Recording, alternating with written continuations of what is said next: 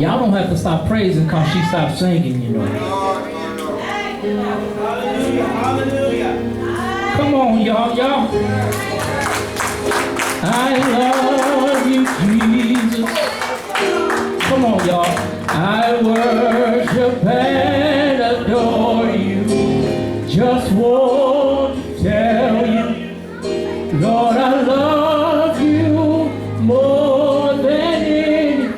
Jesus went to Calvary to save a wretch like you and me. That's love.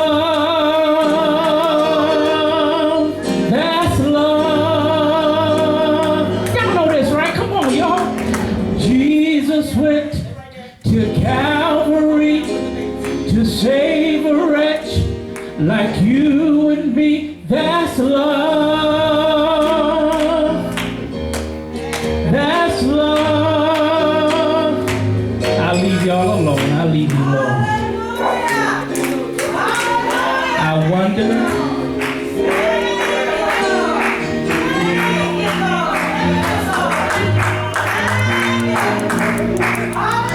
That's love.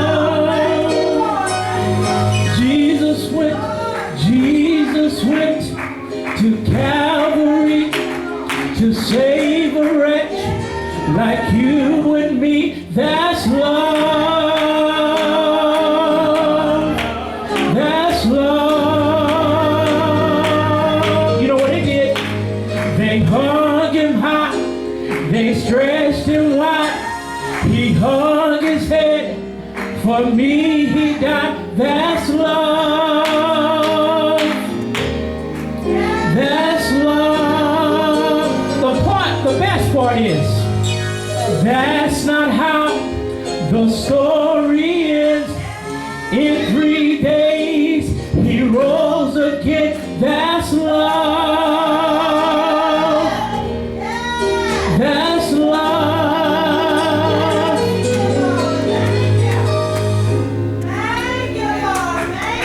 I wonder when will the church move from sitting to participating.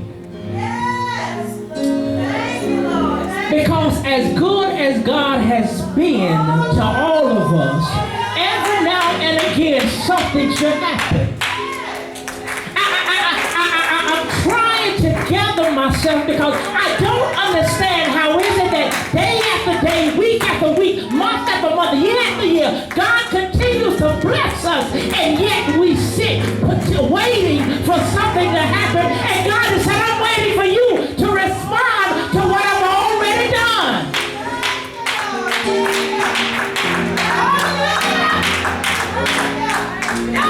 I'm waiting for you to respond to the fact that I woke you up this morning. I'm waiting for you to respond to the fact that I kept you in your right mind. I'm waiting for you to respond because I kept your children in their right mind. I'm waiting for you to respond because things are not as bad as they could be. I'm waiting. I'm waiting. I'm waiting. Zion, I'm waiting.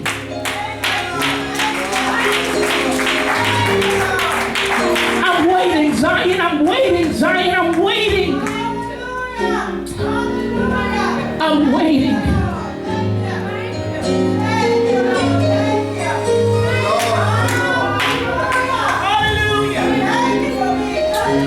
We have to move from a church that just want to sit to just simply just lifting our hands.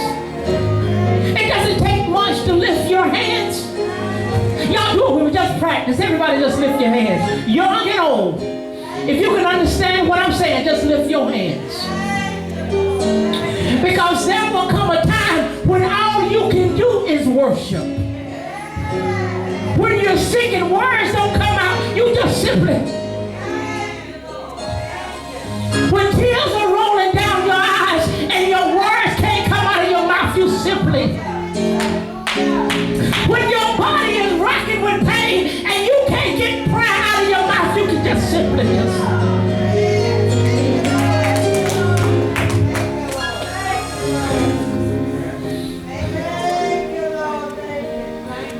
I'm not not going to be before you long. Just a little meditation.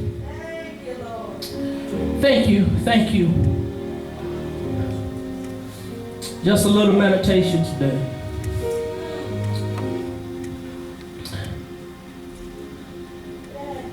The girls and I were driving on I-85 yesterday, going north.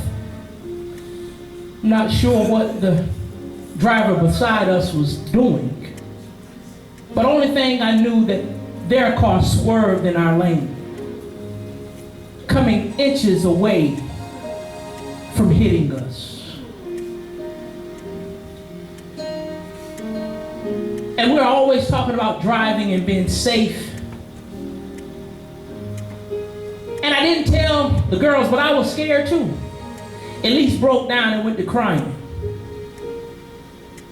Because that's how traumatic that instant was. And I told her, I said, that's why you have to drive for you and everybody around you. And then I said, but you saw how I handled it. I said, you cannot overcorrect it. I said, because we could have easily flipped. What are you saying, preacher? Sometimes spiritually, we are overcorrecting things. God already has a design for our lives, and we oftentimes overcorrect. And our spirits are not getting rest because you're overcorrecting. You're overthinking it. God said it's simple. If you just hold tight, I'll take care of you. If you hold the steering wheel of your life tight, I'll take care of the car. Means your life. I'll take care of you. I'll take care of your mind. I'll take care of your body. I'll take care of your soul, but just don't overcorrect. Look at somebody and tell them, don't overcorrect. Psalms 107, Psalms 107. Everything happens in life, there's a lesson in it. There's a lesson in it. Sometimes those lessons are not always embraced, but there's a lesson even in the hard stuff. And the father in me got upset with the driver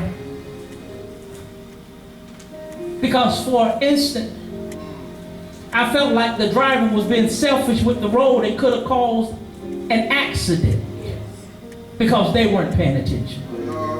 How many times spiritually do we cause accidents in the church because we're not paying attention? All right. Everything is a lesson. How many times have we not been paying attention to what God has been saying and God has been doing, and then we cause accidents because we're overcorrecting? And then if we don't overcorrect, sometimes our response can be wrong. My response to the driver was very wrong. Because for a second, Mike, I forgot I was a preacher. I'm sorry, I'm being transparent. We might have to edit this part of the video, but I started to mash my gas because I wanted to get beside them because I had about 5 words that you can't find in the Bible. I had 5 good words I wanted to say. And sometimes we even get mad with God because life is not panning out the way we thought it would. And we tell God all of the things that we want to do, and He's sitting back saying, I'm waiting for you to hush.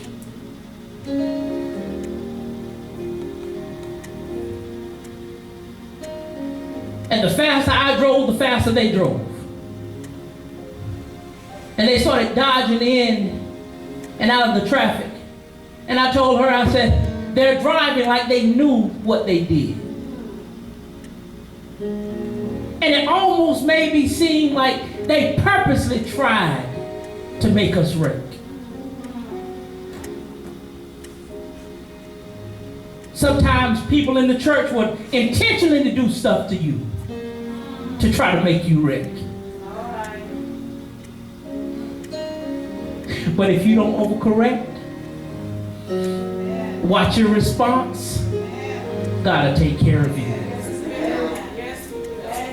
Psalms 107. Psalms 1. I'm almost done, really. Psalms 107.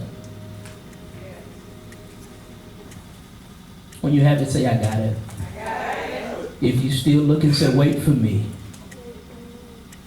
Oh, give thanks unto the Lord, for he is good. For his mercy endureth forever. Let the redeemed of the Lord say so, whom he hath redeemed from the hand of the enemy. Let us pray. God, we thank you for this time of sharing. God, we need your power. We need your might. We need your spirit. Let the words of my mouth and the meditation of my heart be acceptable in thy sight, O Lord, our strength and our Redeemer. In Jesus' name, amen. Give me about 15 good minutes. Walking out the door last Sunday, Lay said something. She said, oh, I like this type of church. So I said, I tell you what, I'm going to try to do it again this Sunday. So I want to preach from this thought. Let the redeemed say something. Let the redeemed say something. Webster defines redeemed as to set free from slavery or kidnapping by providing money or other compensation. Another definition is to save a person or soul from the state of sinfulness and its consequences. One more definition of redeemed is to restore the honor, the worth, or reputation of a thing. Verse 1 said, oh, give thanks unto the Lord, for he is good, for his mercy endured forever. And I went back into divine mercy. Mercy is simply a blessing that is an act of divine favor or compassion. Yes. Many of us are moving because of mercy. Many of us are being blessed even though we don't deserve it because of mercy. Many of us are breathing this morning because of mercy. Thank you. Many of us still have our jobs because of mercy. Many of us are eating food and we're living in homes, we're driving cars because of mercy. Mercy. Once again, it's a blessing. Y'all got to catch me. I won't be here long. A blessing that is an act of divine favor. Divine favor. You can't give yourself divine favor. Many times in life we think our job and our good looks and our muscles and our nice shape is what defines us. You can have a nice shape with a nasty attitude and you still raggedy. You can have good muscles, nice waves and all of that stuff and still be nasty. You can't give yourself divine favor. Look at somebody tell me, you ain't that good. Because if you could give yourself divine favor, none of us probably be sitting here this morning. We'll be driving the best of the best, eating the best of the best, living at the best of the best. But because something in us keeps us humble and we can't get all that we want to put our hands on, every now and again God still humbles us and we are not as good as we want to be. Because you cannot give yourself divine favor. Favor comes from the Lord. Even when men give you favor, they give you temporary favor. That's right. Men give you temporary favor. You can tell you how I know. Give somebody something that you like and they tear it up. The first thing you're going to say, I'm not getting you nothing else. That's right. I'm telling you.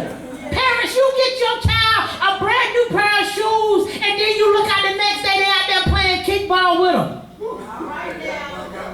You're going to either do two things.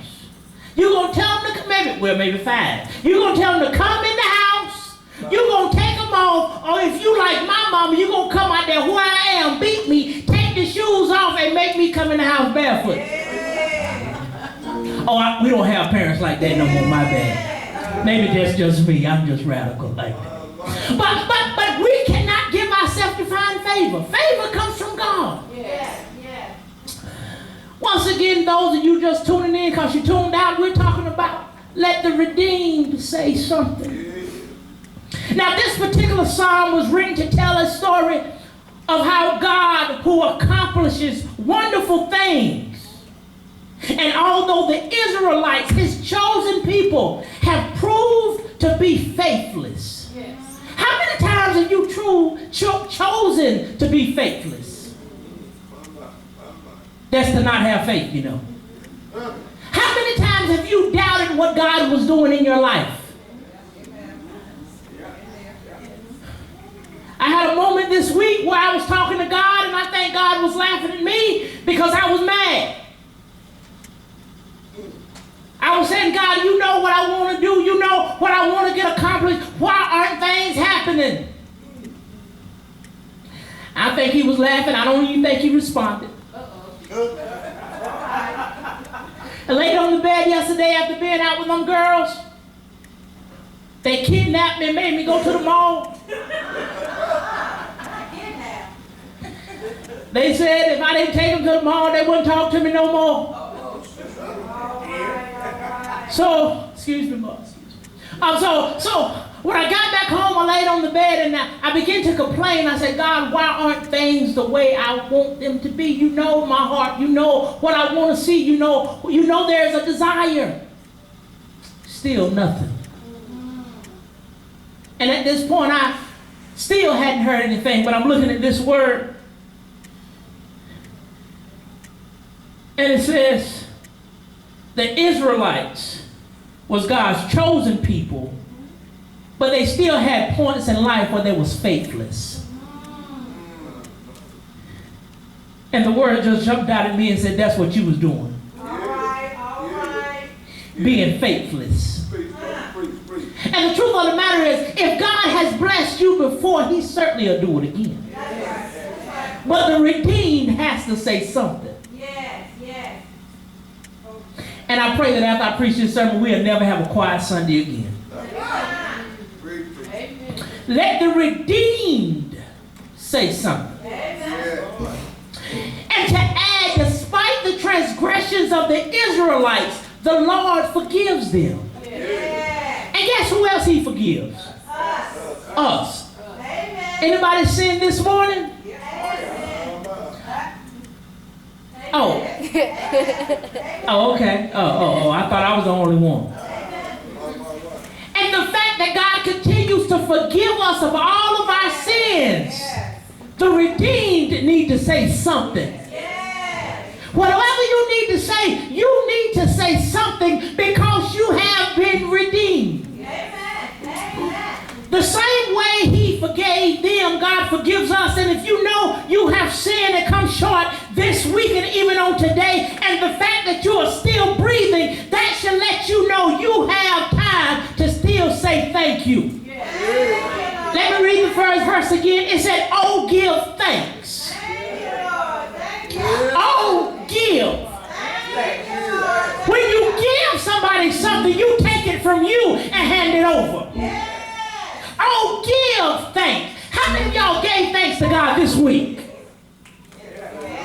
When you give thanks to God, sometimes you thank him even before he does what you've asked him to do.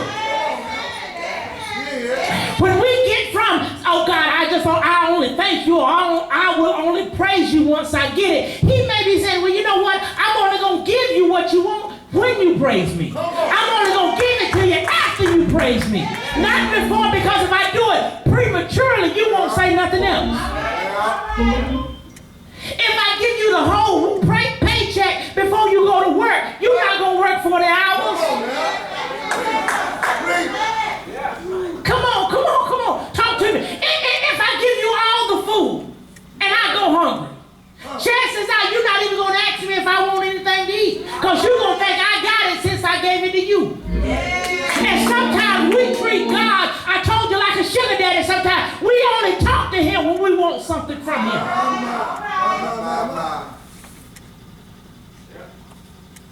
But you have to remember, you got to give thanks unto the Lord. I got about 5 more minutes. Give thanks unto the Lord. Yeah. For he is good, for his mercy.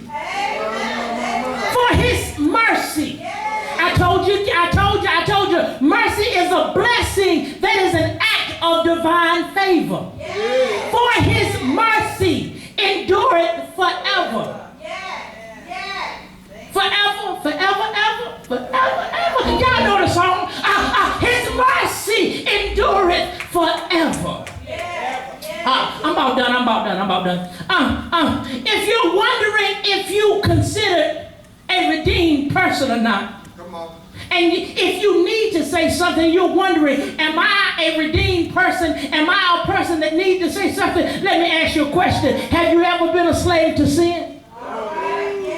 Have you ever been bound and now you're free? Have you ever had your back against the wall and you called on the name of Jesus, and when you called him you felt like you was liberated? Have you ever called him and your body got healed? Have you ever called him and your family got saved? Have you ever called him and you felt better? You've been redeemed, baby.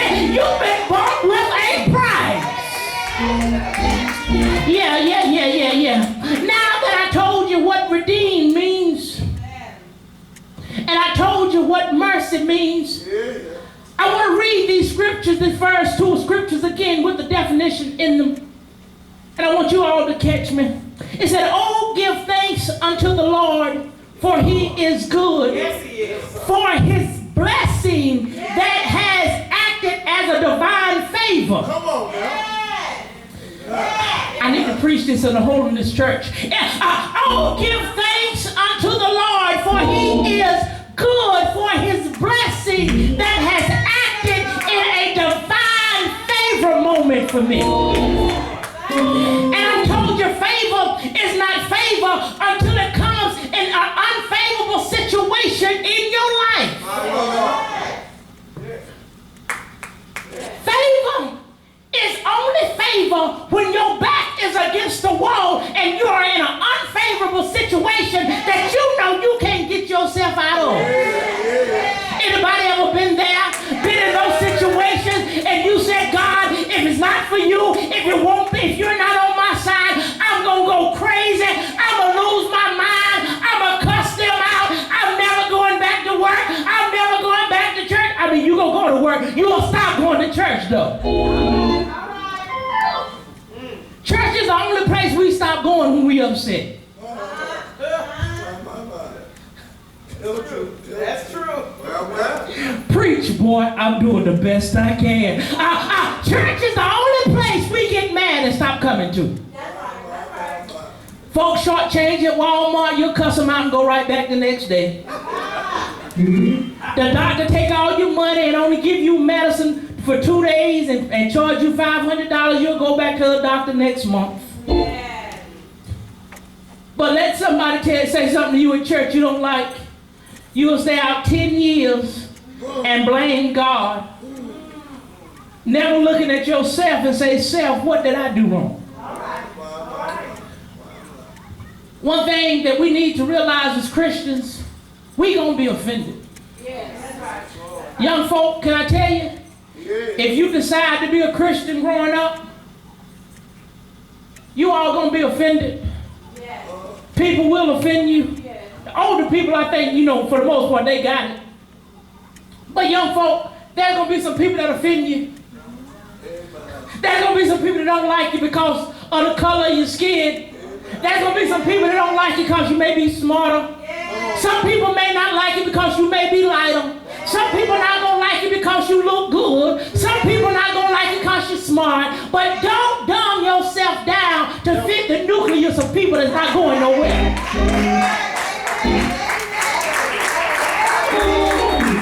Because oftentimes, young folk, you all try to fit in circles with people that don't like you nowhere. I know this is not fourth Sunday, but I felt like I had to give that to you. Come on now. School is about to start back. Yeah. And some of you are going to find new friends You're going to have some new enemies. But you got to tell them, I've been redeemed. I can't be what you want me to be. I only got to be what God called me to be.